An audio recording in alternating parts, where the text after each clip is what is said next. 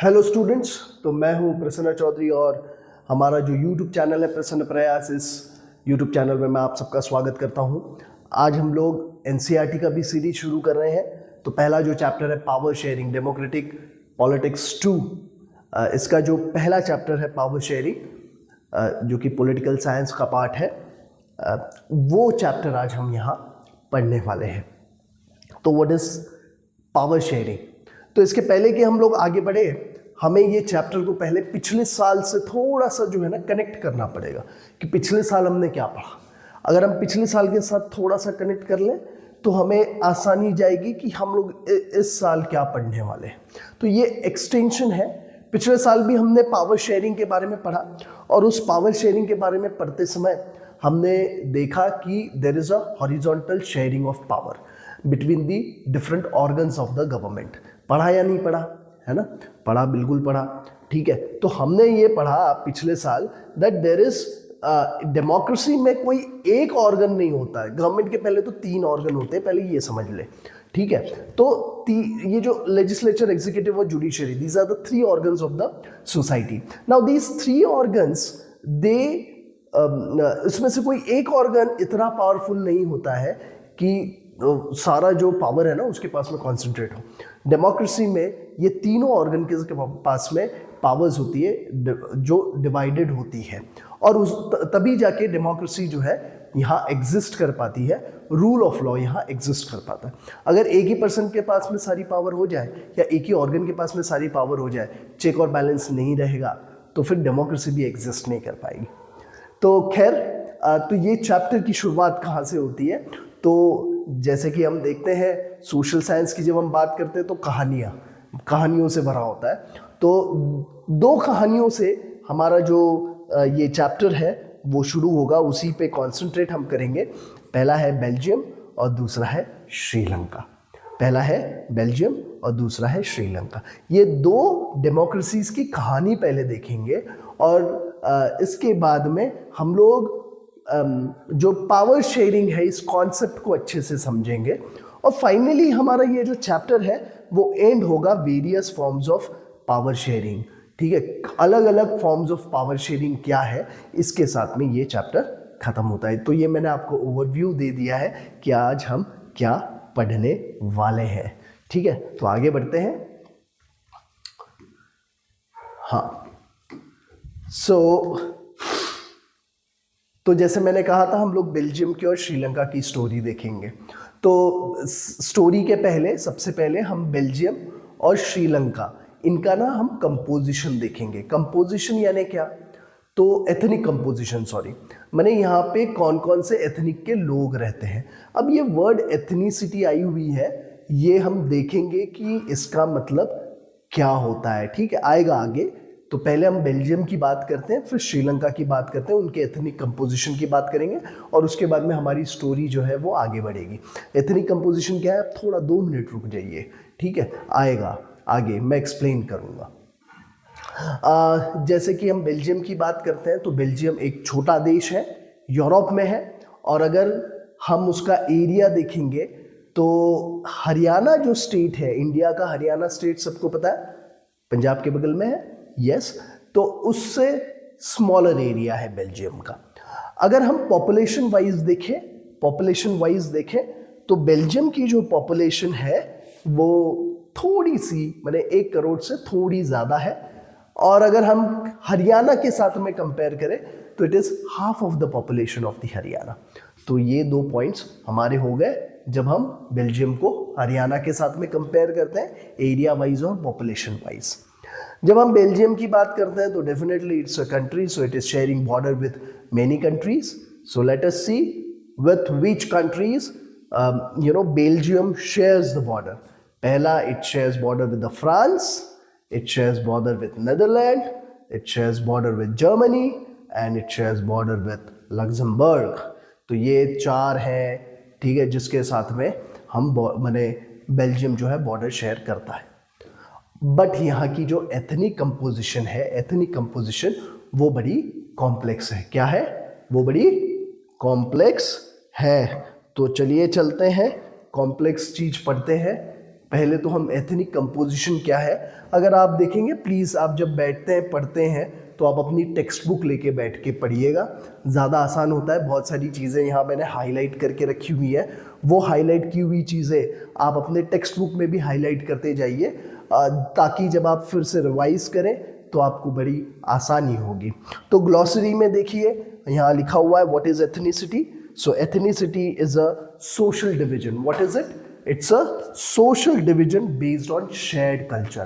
It's a social division based on shared culture, and people belonging to same ethnic group believe in their common descent because of similarities of physical type or of culture or both.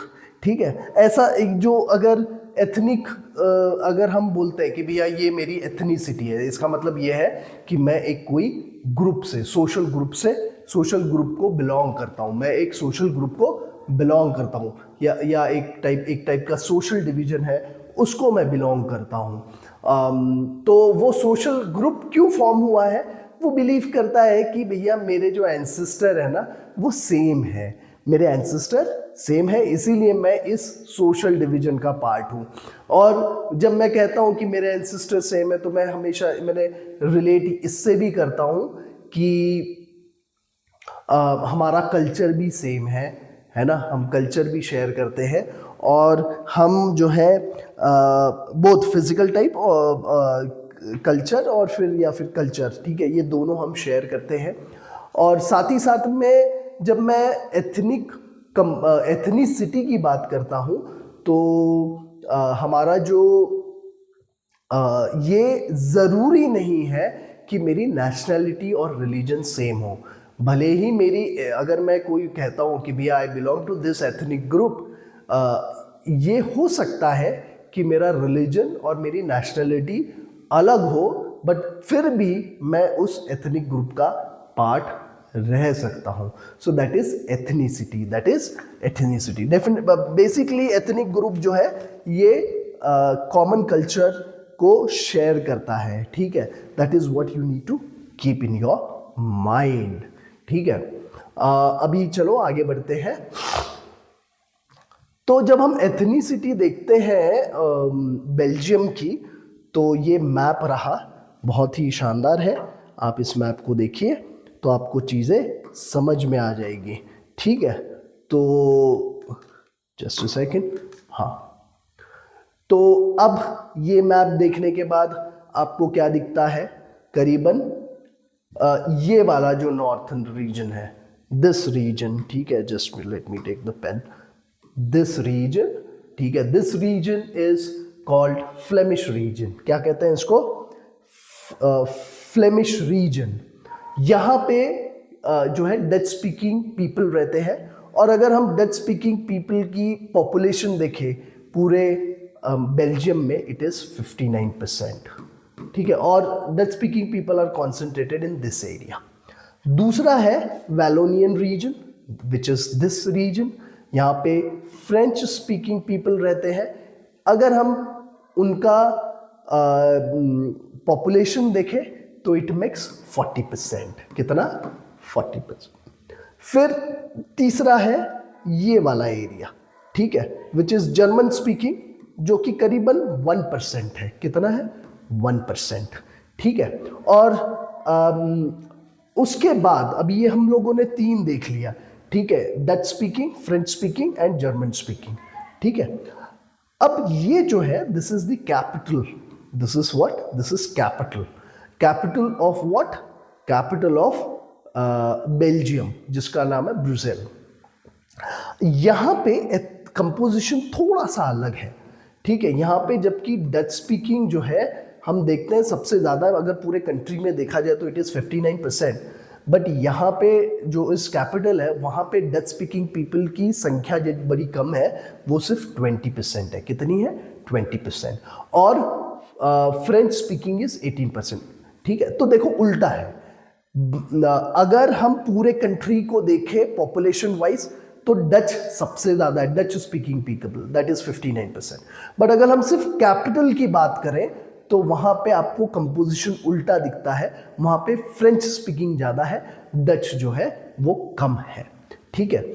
और अगर हम देखें ये जो French speaking है, हालांकि वो minority में है क्योंकि दे आर जस्ट 40%, ठीक है, compare to Dutch speaking, but they are relatively rich and powerful.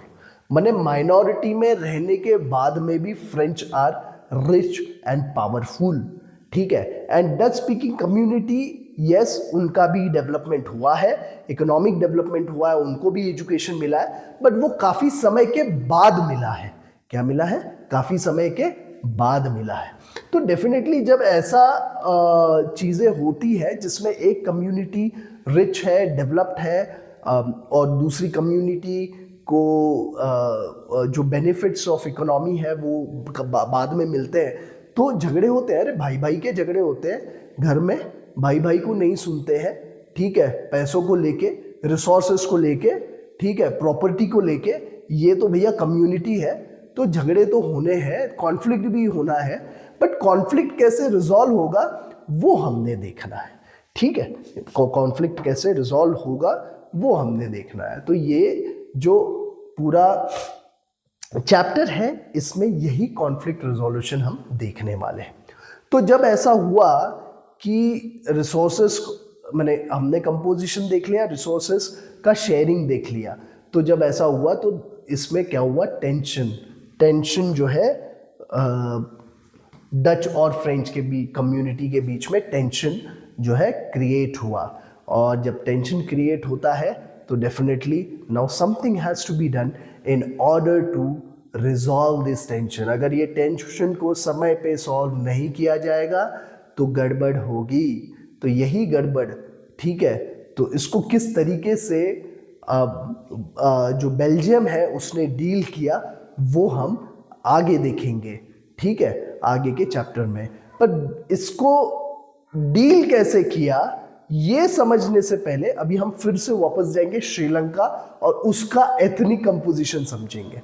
तो हमने एक बार बेल्जियम का एथनिक कंपोजिशन देखा, अभी हम जाएंगे श्रीलंका के तरफ और श्रीलंका का एथनिक कंपोजिशन देखेंगे और फिर दोनों का पावर शेयरिंग स्ट्रक्चर जो है वो हम देखेंगे, ठीक है।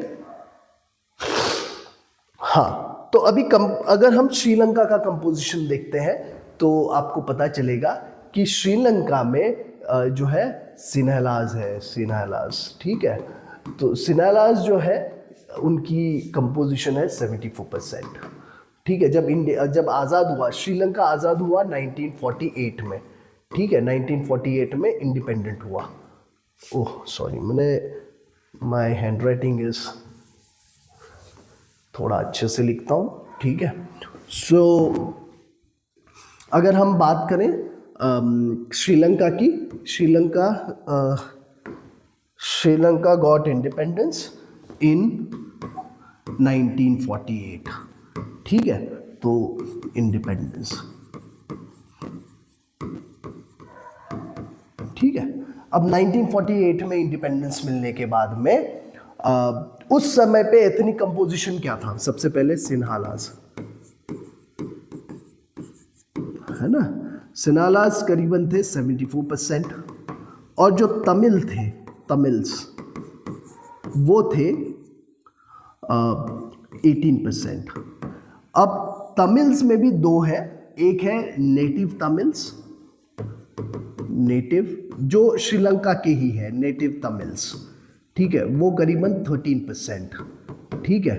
और तमिल्स जो कुछ एक करीबन कुछ 5% तमिल्स, ठीक है, कितने? 5% तमिल्स, ये इंडियन तमिल्स है, ठीक है, ऐसा कह सकते हैं हम लोग, है ना, जो कि ब्रिटिशर्स ने जब श्रीलंका को कॉलोनी बनाई तो इंडिया से तमिल्स, क्योंकि तमिलनाडु स्टेट पास में है श्रीलंका से, तो तमिलनाडु से बहुत सारे वर्कर्स जो है श्रीलंका लेके गए ताकि वो प्लांटेशन में उनको काम कराया जाए। बड़े बड़े गार्डन्स थे, प्लांटेशंस थे, वहाँ पे काम कराने के लिए लेबर लगते थे, तो वो लेबर्स जो है हमारे तमिलनाडु जो स्टेट है वहाँ से लेकर उनको श्रीलंका लेके गया। ऐसे करीबन 5% लोग हैं जो वहाँ बनते हैं। करीबन वहाँ पे 7% जो है ना क्रिश्चियंस हैं। Sorry, let me just do this.